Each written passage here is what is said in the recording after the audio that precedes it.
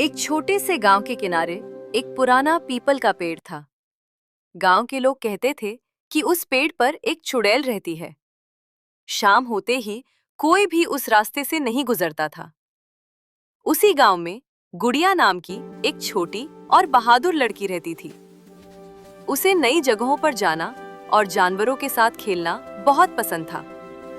एक दिन वह अपनी बकरी को चराते चराते जंगल के उस हिस्से में पहुंच गई जहां वह पुराना पीपल का पेड़ खड़ा था। धीरे धीरे सूरज ढलने लगा और चारों तरफ हल्का अंधेरा छाने लगा। अचानक गुड़िया को पेड़ के पीछे से किसी के रोने की आवाज सुनाई दी। वह डर गई, लेकिन हिम्मत करके बोली, कौन है वहां? तभी पेड़ के पीछे से एक सफेद साया बाहर आया। वह एक चुड़ैल थी। लंबे बाल, फीका चेहरा और उदास आंखें। लेकिन वह डरावनी नहीं लग रही थी, बल्कि बहुत दुखी दिखाई दे रही थी। गुड़िया कांपते हुए बोली, तुम चुड़ैल हो?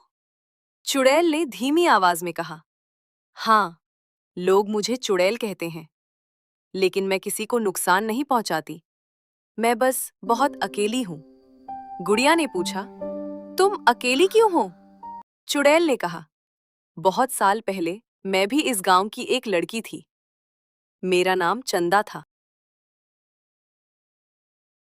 एक दिन मैं जंगल में रास्ता भटक गई और घर नहीं लौट पाई। तब से मेरी आत्मा यहीं भटक रही है। कोई मुझसे बात नहीं करता, सब मुझसे डरते हैं। ये सुनकर गुड़िया का डर कम हो गया। उसे चुड़ैल पर दया आई। गुड़िया मुस्कुराई और बोली, मैं तुमसे नहीं डरती। अगर तुम अकेली हो तो मैं तुम्हारी दोस्त बन सकती हूँ। चुड़ैल की आंखों में चमक आ गई। सच? तुम मेरी दोस्त बनोगी? गुड़िया ने सिर हिलाया। हाँ, लेकिन तुम्हें किसी को डराना नहीं होगा। चुड़ैल बोली, मैं तो किसी को डराती ही नहीं, लोग खुद ही मुझसे डर जाते हैं। उस दिन के बाद गुड़िया रोज शाम को उस पेड़ के पास जाती। वो चुड़ैल से बातें करती, उसे गांव की कहानियां सुनाती और कभी-कभी गाने भी गाती। धीरे धीरे चुड़ैल की उदासी खत्म होने लगी। उसके चेहरे पर मुस्कान लौट आई। एक दिन गुड़िया की माँ ने उसे उस पेड़ के पास देखा। माँ डर गई और बोली, वहां मत जाया करो, वहां चुड़ैल रहती है। गुड़िया ने सारी बात सच सच बता दी। अगले दिन वो अपनी माँ को भी उस पेड़ के पास ले गई। पहले तो चुड़ैल छिप गई, लेकिन गुड़िया ने कहा, डरो मत, मेरी माँ तुम्हें नुकसान नहीं पहुंचाएगी।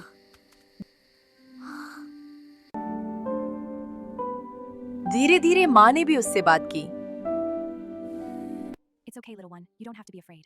I'm here with you now. फिर गांव के कुछ और लोग भी वहां आने लगे। उन्हें पता चला कि चुड़ैल किसी को नुकसान नहीं पहुंचाती, वो तो बस अकेली थी। गांव वालों ने उस पेड़ के पास एक छोटा सा मंदिर बना दिया। वे वहां रोज दीपक जलाने लगे। लोगों की दुआओं और प्यार से चुड़ैल की आत्मा को शांति मिलने लगी। एक रात चुड़ैल ने गुड़िया से कहा, तुम्हारी दोस्ती की वजह से मुझे शांति मिली है। अब मैं इस दुनिया से जा I सकती have हूँ। to go now. गुड़िया No, की please आंखों don't में leave me. आंसू आ गए। I'm sorry, but I must. क्या तुम फिर कभी नहीं आओगी? चुड़ैल मुस्कुराई और बोली, जब भी तुम इस पेड़ के पास आओगी, तुम्हें ठंडी हवा का झोंका महसूस होगा। समझ लेना, मैं तुम्हें आशीर्वाद दे रही हूँ। इतना कहकर वो धीरे धीरे रोशनी में बदल गई और आसमान की ओर चली गई। उस दिन के बाद वो पेड़ डर की जगह नहीं, बल्कि शांति और यादों की जगह बन गया।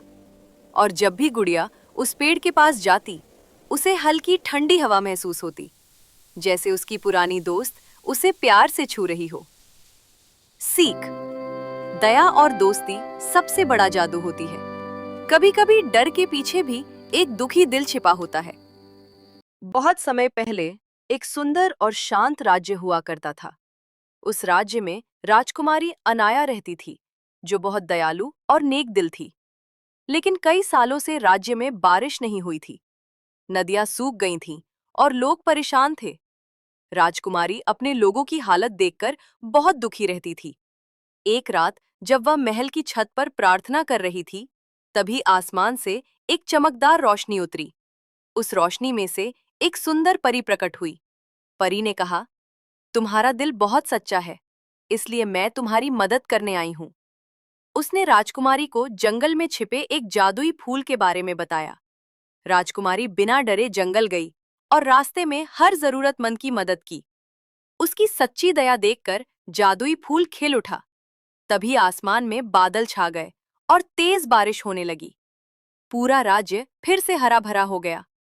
परी मुस्कुराई और बोली, असली जादू दया और अच्छाई में होता है।